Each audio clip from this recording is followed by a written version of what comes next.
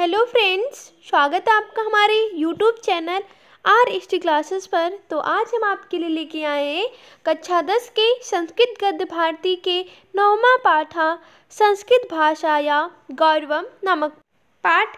और अगर आप सभी को मेरी वीडियो अच्छी लगे तो प्लीज़ मेरी वीडियो को ज़्यादा से ज़्यादा लाइक कर देना, सब्सक्राइब कर देना और कमेंट भी कर देना। तो आइए अब अपने पाठ की ओर बढ़ते हैं। संस्कृत भाषा विश्वस्य सर्वासु भाषासु प्राचीनतमा विपुल ज्ञान विज्ञान संपन्ना सरला सुमधुरा हृदया चेति सर्वैर अपि प्राच्य पाश्चात्य विदुदेभेरेक स्वरेणोरि क्रियते। संस्कृत भाषा विश्वस्य अर्थात संस्कृत भाषा विश्वस्य का मतलब विश्व की।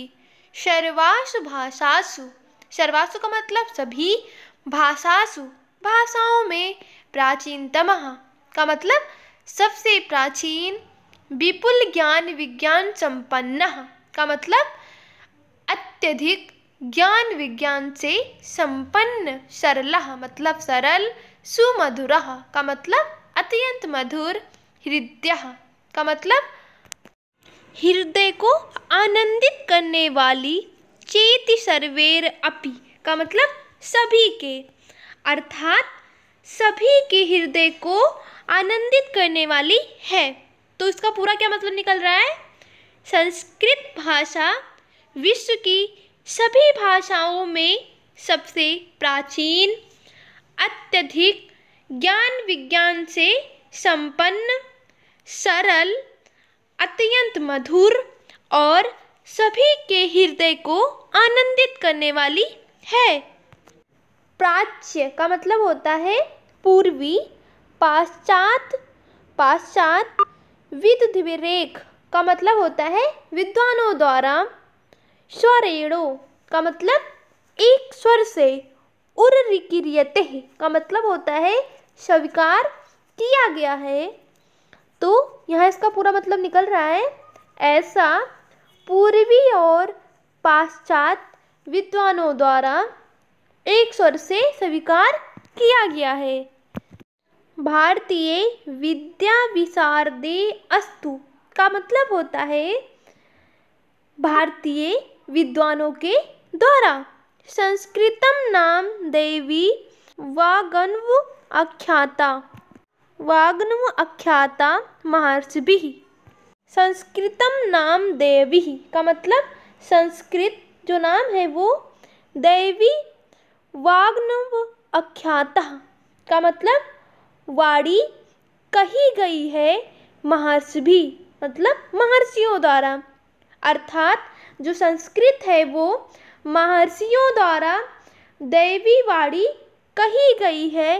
इति इस प्रकार संस्कृत भाषा ही गीर्वाण वाणीति नामना शाश्रद्धम सामाम्नातः।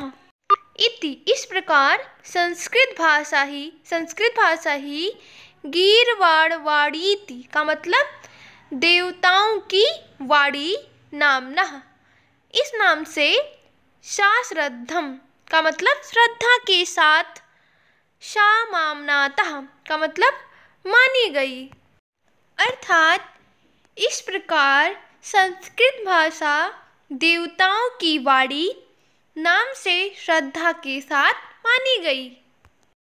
ग्रीक, लैटिन आदि प्राचीनासु भाषासु संस्कृत भाषीयु प्राचीनतमः प्राचुर्ये साहित्य संपन्ना चेति।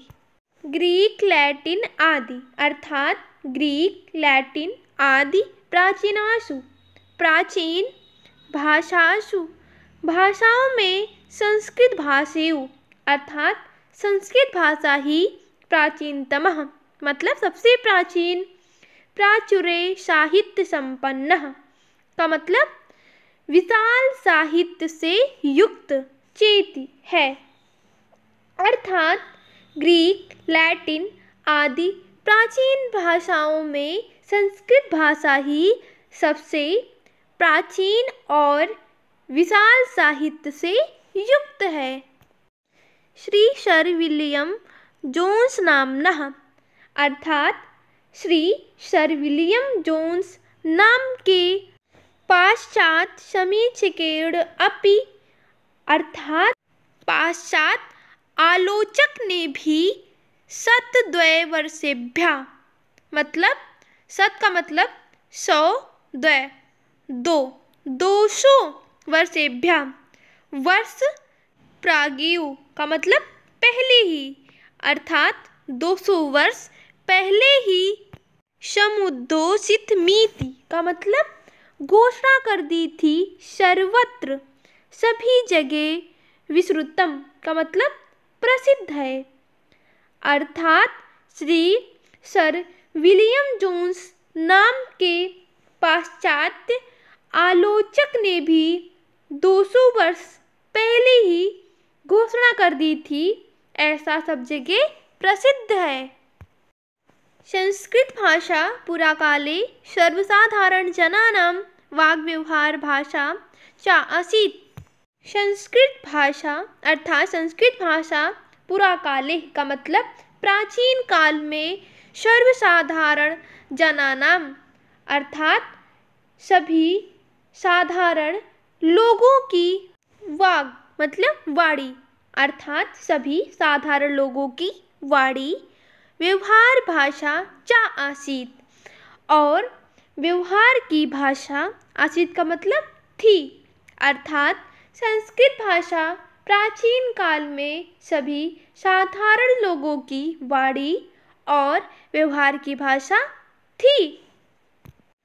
तत्र इदं श्रूयते तत्र इदं अर्थात इसके विषय में यह श्रूयते का मतलब सुना जाता है इसके विषय में ये सुना जाता है यत् कि पुरा का मतलब प्राचीन काल में को अपि नरः कोई मनुष्य काष्ठभारम का मतलब लकड़ी का बोझ स्वाशिरेसि शिरसि स्व मतलब अपने शिरसि का मतलब सिर पर निधाय का मतलब रख कर काष्ठम अर्थात लकड़ी विक्रेतुम बेचने के लिए अपड़म का मतलब बाजार को गच्छति अस्म जा रहा था अर्थात प्राचीन काल में कोई मनुष्य लकड़ी का बोझ अपने सिर पर रख कर लकड़ी बेचने के लिए बाजार को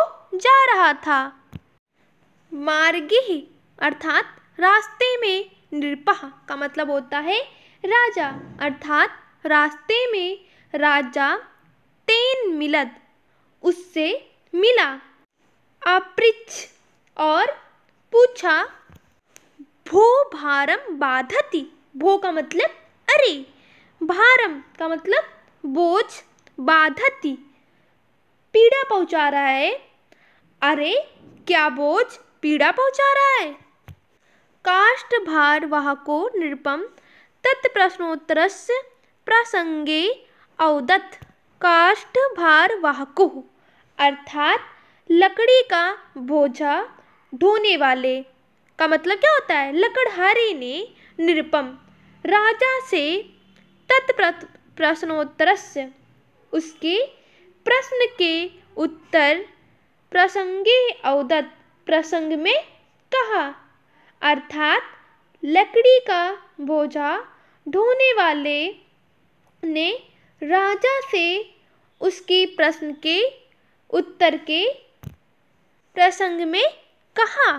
तो आइए देखते हैं कि लकड़हारे ने राजा से क्या कहा। भारम न बाधते राजन हे राजन भारम न बाधते अर्थात बोझ पीड़ा नहीं दे रहा है यथा बाधति बाधते यथा मतलब जैसे बाधति बाधते बाधति पीड़ा पहुंचा रहा है अनेन इदम शुद्ध रामायति अर्थात इससे ये स्पष्ट होता है यत् कि प्राचीन काले अर्थात प्राचीन काल में भारतवर्ष में संस्कृत भाषा साधारण जनों की भाषा आसीत इति अर्थात थी। क्या कहा गया? इससे ये स्पष्ट होता है कि प्राचीन काल में भारतवर्ष में संस्कृत भाषा साधारण जनों की भाषा थी।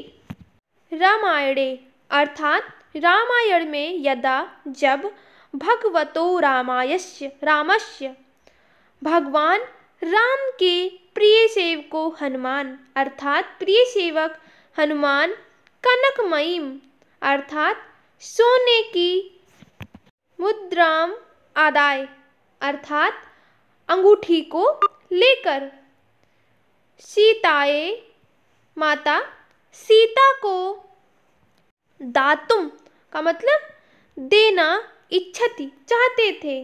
अर्थात रामायण में जब भगवान श्री राम के प्रिय सेवक हनुमान सोने की अंगूठी को लेकर सीता को देना चाहते थे तब वो विचार्यति अस्म अर्थात सोचते हैं।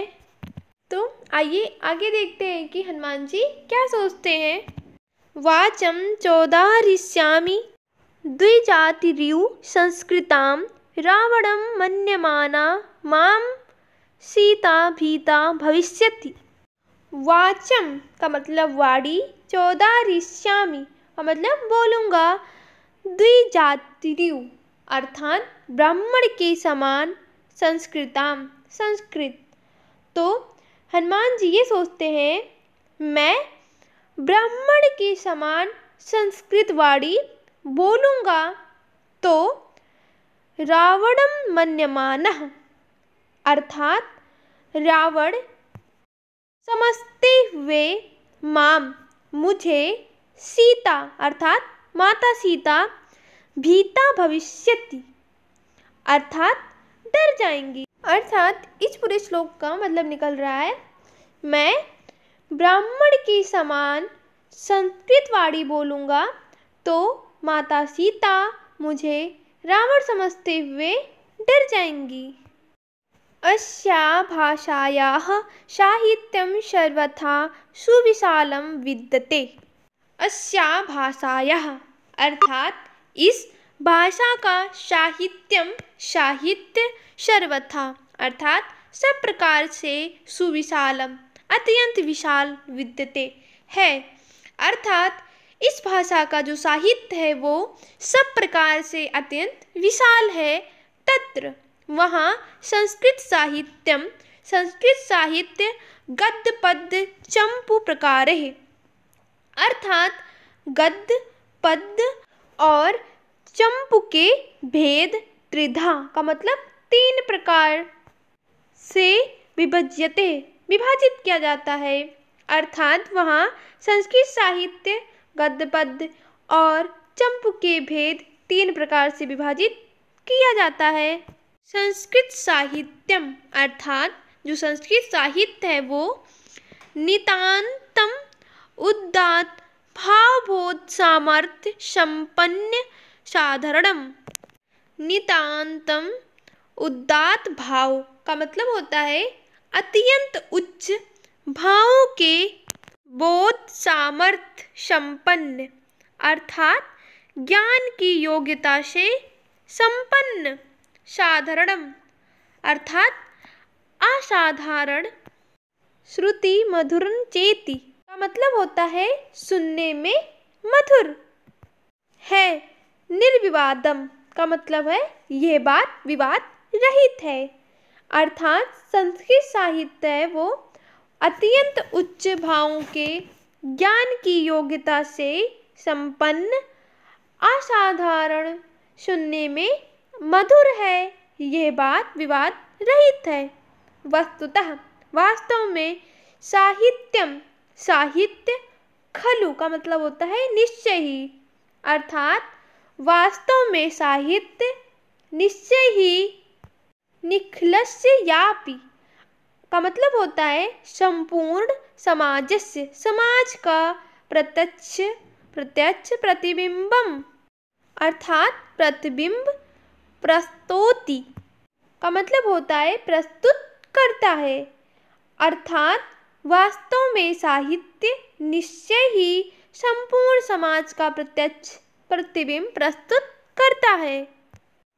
अस्मिन् साहित्ये अर्थात इस साहित्य में विश्व प्राचीनतमः का मतलब विश्व के सबसे प्राचीन ऋग यजु अर्थात ऋग यजु, साम अथर्व नाम धेयश्च चत्वारोः अर्थात साम अथर्व नाम के 4 वेद अर्थात इस साहित्य में विश्व के सबसे प्राचीन ऋग यजु, साम और अथर्व नाम के 4 वेद शिक्षा, कल्पो, व्याकरणम, निरुक्तम, छंदो, ज्योतिष्यम इत्यादि वेदानां खड्गानि अर्थात शिक्षा, कल्प,